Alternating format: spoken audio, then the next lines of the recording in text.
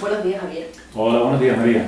Bueno, dentro de tu práctica deportiva, fuiste de los pioneros en Tenerife en practicar el triatlón y más concretamente el Ironman. ¿Qué te movió para hacer una prueba tan dura como esa? ¿Cómo te planteaste tú ese reto? Realmente en Tenerife el pionero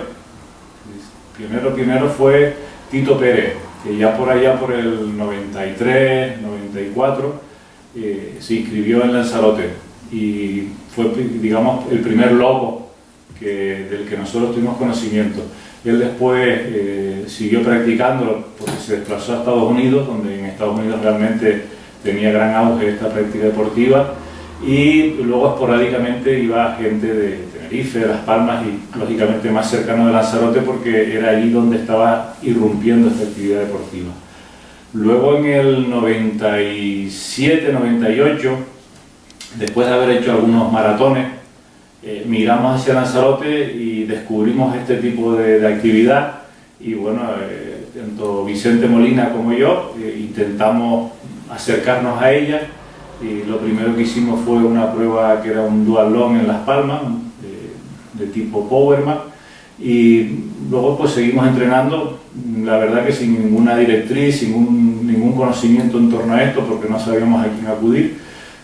Y en el 99, digamos, abrimos el Palomar de Lanzarote, en el cual pues fuimos los dos y acabamos juntos la carrera en 13 horas 30 y a partir de ahí pues ya más gente vio que, bueno, que era una prueba accesible. En realidad es tan accesible, aunque tenga el mito del Ironman y de superhombres y estas cosas, que en el 2012, por ejemplo, 46.000 personas en todo el mundo han acabado.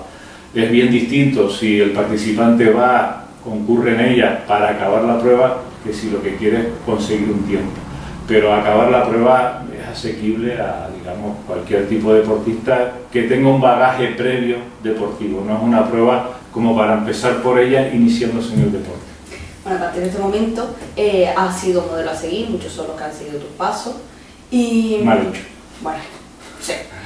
¿Qué consejos le has podido dar a esas personas y en qué los has podido ayudar a la hora de enfrentarse a una prueba? Bueno, después del 99 ya, digamos, más gente se fijó. Nosotros luego intentamos otros escenarios, como fue el de Roth en Alemania, fue el de Almere en Holanda, y sucesivamente se ha ido incorporando más gente a Lanzarote. Creo que en total, digamos, de ese decenio hasta el 2009, o sea, hasta el 2013 en la actualidad, yo he podido ayudar a base de consejos médicos o incluso de programar bloques de entrenamiento, pues tranquilamente podré andar entre 60, 70 finishers, o sea, personas que, digamos, del ámbito del Puerto de la Cruz, de la zona norte, Valle de Orotava, a través de mi colaboración han acabado el Ironman de Lanzarote y otros, digamos, ya por la geografía, sobre todo de corte europeo. Bueno, un Ironman requiere mucho tiempo en su preparación, mucho entrenamiento, mucha dedicación. ¿Has visto, conoces casos en los que esa dedicación a esa prueba, como un Ironman, ha superado incluso al triatleta o ha afectado a su entorno?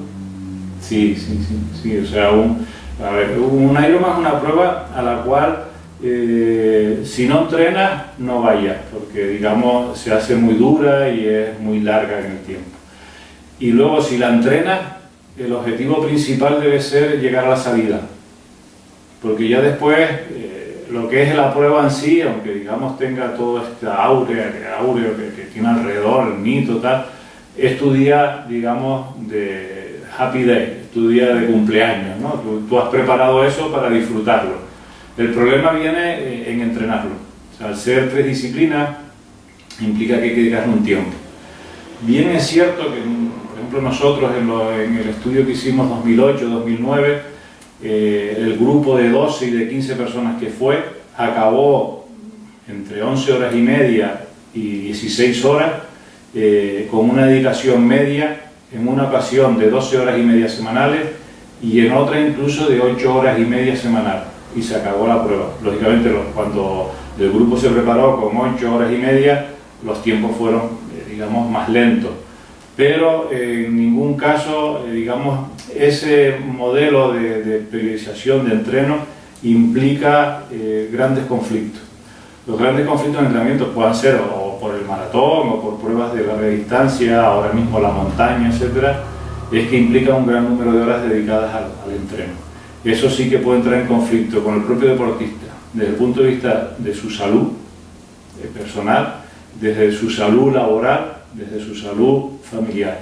Entonces, en ese sentido, sí que he visto disrupciones en las vidas personales, laborales y familiares de triatletas, porque el deporte engancha. Entonces, en ese, digamos, enganche por conseguir un mejor tiempo, una mejor marca, hay que pensar que el triatleta tiene que ir a nadar, por lo cual pues, se tiene que desplazar a una piscina o a un medio acuático, sea el mar, o sea un río, o sea un lago, si estamos hablando, pensando en la península. Luego tiene que regresar, si no tiene allí, digamos, donde practicar la bicicleta, tiene que ir a correr. Eso difícilmente se puede hacer todo en un día laboral, a veces se hace por la mañana una cosa, por la tarde otra. Los fines de semana son fines de semana que se ocupan 6 horas, 7 horas en la práctica.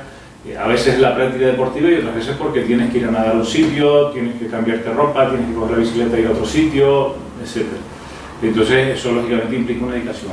Algo que sí, digamos, a modo de consejo tendría que hacer todo triatleta cuando piensa en un Ironman, es llegar a acuerdos, sobre todo acuerdos de pareja.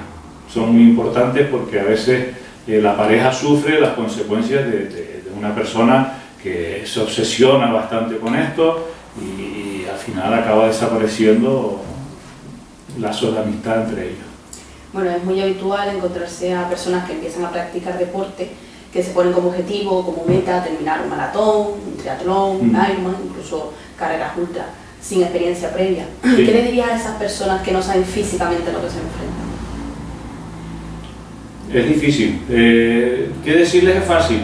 Cómo, digamos, llegar a incidir en lo que ya ellos tienen en mente es muy difícil. O sea, cuando al deportista se le mete en la cesera que tiene que hacer ese objetivo, es difícil el sacarlo de ahí. Lógicamente lo primero es consensuar con entrenadores, ¿eh? Porque ahora mismo la gente por la situación de crisis, paro, etcétera, pues, digamos, para no derivar hacia unos modelos de inactividad, pues está saliendo a hacer actividad física. Hasta hace poco salían y ocupaban los gimnasios. Como la crisis obliga a quitar las cuotas para televisión de pago, para gimnasio, etcétera, lo más cómodo es salir a correr. Entonces se encuentran con que pueden participar en determinadas carreras, disfrutan, conocen a gente sana y les va envolviendo, digamos, ese ambiente. Y entonces a partir de ahí ya pues se meten en actividades que, digamos, no están todavía esos cuerpos preparados. En ese sentido, el consejo principal sería que piensen que el cuerpo, la adaptación corporal a la actividad física no camina a toda la misma velocidad. Entonces hay gente que efectivamente dice, yo es que aguanté perfectamente porque de corazón, de respiración iba bien, pero probablemente de tendones, de rótula, etcétera, ya no van tan bien porque cada parte del cuerpo necesita un tiempo de adaptación para, digamos, que el impacto de la carrera, el impacto de la actividad física vaya creando ese tipo de recompensa a la cual se adapta esa parte del organismo. Y no todas viajan a la misma velocidad. Entonces hay gente que por el afán de verse bien, de que probablemente de respiración, corren hablando y pueden hacer las pruebas, acaban sufriendo otras partes del organismo que llevan más tiempo. Entonces, en ese sentido, hay carreras de ultra, etcétera, que bueno, también es cierto que los organizadores las dividen, de tal forma que se puede empezar a hacer 10, 15, 20, 25, y hay gente que se lanza directamente pues, a los 80, a los 100. Eso es un error. Me sorprende cómo el cuerpo humano puede responder y adaptarse a la exigencia de un deporte como el triatlón, que recoge en sí mismo 3 modalidades completamente diferentes. Desde el punto de vista de médico, como profesional, ¿crees que un deporte de este tipo, una prueba como una Ironman, puede pasar factura al deportista? Sí. Vamos a ver. Tenemos que distinguir entre deporte-salud, que el deporte-salud no va más allá de 5 o 6 horas semanales de práctica deportiva. Puede ser una persona que juega pádel, que luego va al gimnasio y hace una rutina, que luego sale a caminar, que monta en bicicleta, que va a nadar. cualquier tipo de actividad de esas que se hace de forma lúdica, sin competición por medio y que ocupa entre 3 y 6 horas semanales, eso prácticamente debe ser considerado deporte salud. La incidencia de lesiones es muy baja y no sé realmente, son más los beneficios que los inconvenientes. Después ya se pasa al entrenamiento. Entonces ya el entrenamiento implica que el deportista tiene una metodología, o sea, por los lunes tiene que hacer un determinado entreno, los martes, los miércoles, y normalmente eso ocupa 6 días a la semana.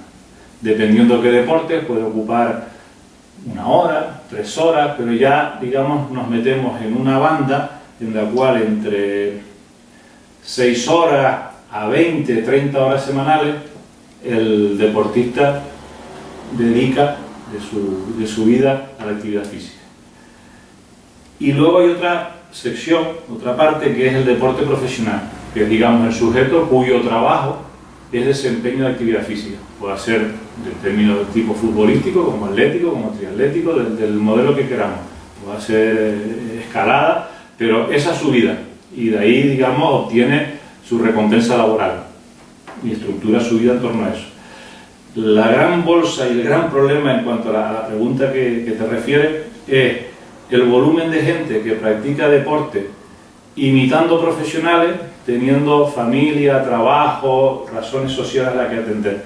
Entonces esa parte se hace muy difícil de balancear y lógicamente ahí sí que, digamos, podemos entrar en conflicto. Tanto en conflicto desde el punto de vista de las estructuras corporales como de tipo social familiar.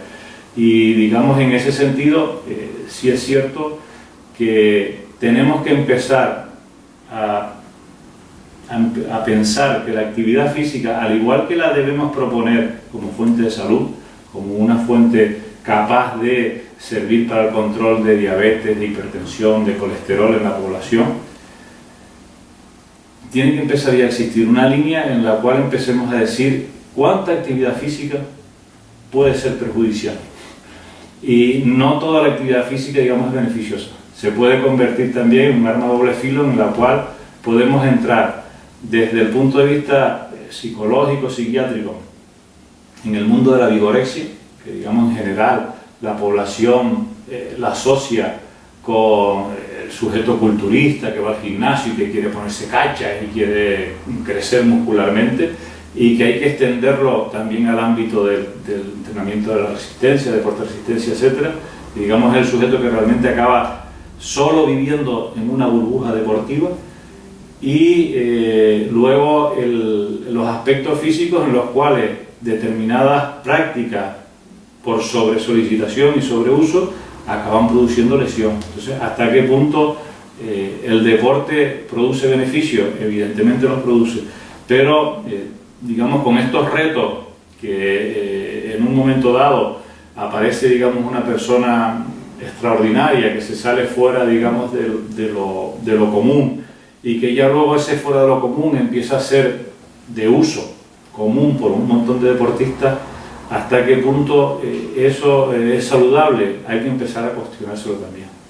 ¿Crees que un deportista popular Ironman puede, a la hora de enfrentarse a una prueba de este tipo, puede hacerlo por sí solo o necesita de un entrenador, de un médico, de un nutricionista que esté pendiente de él?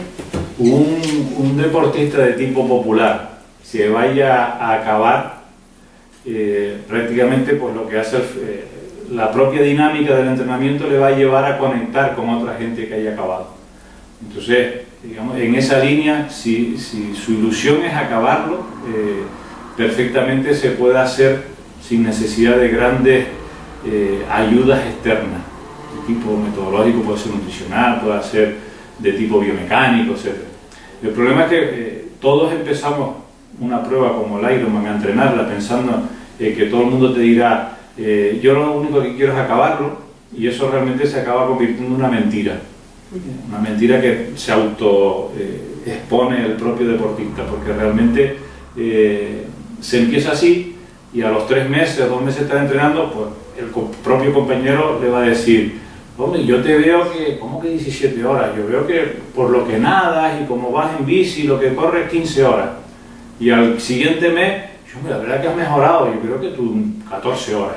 Y ya entonces el propio deportista dice, bueno, pues 14 horas, pero si aquel tiene 13 horas y media, igual entrenando un poco más hago 12 horas y le gano.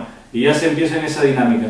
Entonces, en esa dinámica, con trabajo, con familia, es muy difícil, digamos, conjuntarlo todo. Entonces, ya aparecen consejos que circulan, que algunos pues son muy buenos y que otros forman parte de ese libro rojo, de que tienen todos los deportes, de pues tú tómate esto, pues tú haz tal cosa, pues tú tienes... Y sí es cierto que ahora hay, digamos, mucha gente popular que, digamos, se está armando con cañones, con misiles, para una cosa que no necesita tanto.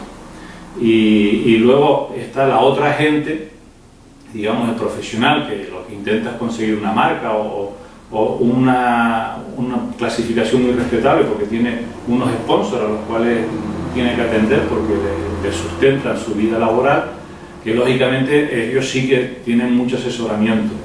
Y ese asesoramiento está, digamos, ahora bajando a niveles populares.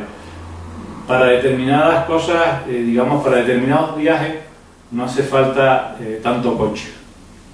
Y para determinados coches sí que hace falta equiparse bien. Es que es relativo, porque digamos la gama que va en un Ironman entre una persona que hace 8 horas y 20, 8 horas y media, y el que hace 15, 16, 17, la gama es tan amplia de personas que concurren en el mismo día, que se hace difícil, pero básicamente se puede hablar de una modulación en este sentido. Bueno, además de médico y deportista, nos enseña una nueva faceta, que es la de escritor. Ha publicado recientemente Sudando Tinta. ¿En qué te has basado para escribir este libro? ¿Qué es lo que quieres conseguir con su lectura? Pues la idea es que a través de relatos que, digamos, tienen un origen real, de hechos que cuando yo voy a entrenar, cuando participo en determinadas pruebas, aquí en la consulta médica, que vive, digamos, experiencias de otros deportistas, incluso mías, ayudarlos luego con la ficción para componer historias, tipo relatos, que ayuden a quien los lea un poco a verse reflejado en ellos, a ver esa parte un poco de hacia dónde a veces se nos va la mente, se nos va un poco la obsesión por el deporte y cómo hacemos tonterías, digamos, encima gente adulta, gente casada, con hijos, que luego vistas en la distancia no tienen sentido ninguno. Entonces, muchos de los relatos intentan, digamos, escudriñar o descubrir esa parte del deportista que a lo mejor se conoce menos, que es esa parte maniática en torno, digamos, a la comida, gente que te dice, yo es que si por la mañana en la prueba no desayuno tal cosa, ya no rindo. Tampoco hay alimentos tótem que si no te comes, por ejemplo, porque eres de Canarias, gofio, ya el cuerpo no va a funcionar. Es que si no me pongo las medias de tal forma, ya no marco un gol. No, es que no tiene nada que ver, pero nos agarramos a cosas de ese tipo. Y bueno, los relatos son, digamos, son 52 relatos que abarcan una amplia gama de aspectos en los cuales el deportista acaba, digamos, siendo presa del propio deporte. ¿Y tienes ahora mismo algún objetivo o simplemente ya como el libro por ahora, o tienes alguna prueba en mente? Ahora mismo lo más cercano es hacer el próximo auxiliador. Entonces, ahora mismo estoy empezando otra vez a entrenar un poco con cierta periodicidad, porque sí es bien cierto que al igual que te puedes obsesionar haciendo actividad física, te puedes obsesionar escribiendo. Entonces, para escribir tienes que leer, si te gusta leer acabas escribiendo, y tienes que hacer actividad física y tienes familia, entonces para todo no da. Entonces ahora estoy intentando hacer de todo un poco, en vista un poco a meterme de nuevo en la actividad física, pero sin ningún ahora mismo reto grande, a lo mejor el 2014, y luego seguir leyendo y seguir escribiendo. Y bueno, escribiendo sí que haya, digamos, preparado otro manuscrito de micro relatos mucho más cortos que, digamos, intenten impactar en esos comportamientos de los deportistas. Esperemos que se pueda titular deportistas ejemplares, porque de ejemplares esos deportistas no van a tener nada, y estamos preparando una serie como de dibujos en torno, pues, al ser microrelatos que acompañen al texto. Y luego la idea de futuro es intentar abordar lo que sería un Ironman, una maratón, que sería una novela. Pero que eso, digamos, son palabras mayores y eso está ahí como cocinándose, pero todavía. Bueno, pues mucha suerte con el libro y con todo aquello que te proponga y muchas gracias. Nada, cuando quieras ya sé dónde estoy. Sí.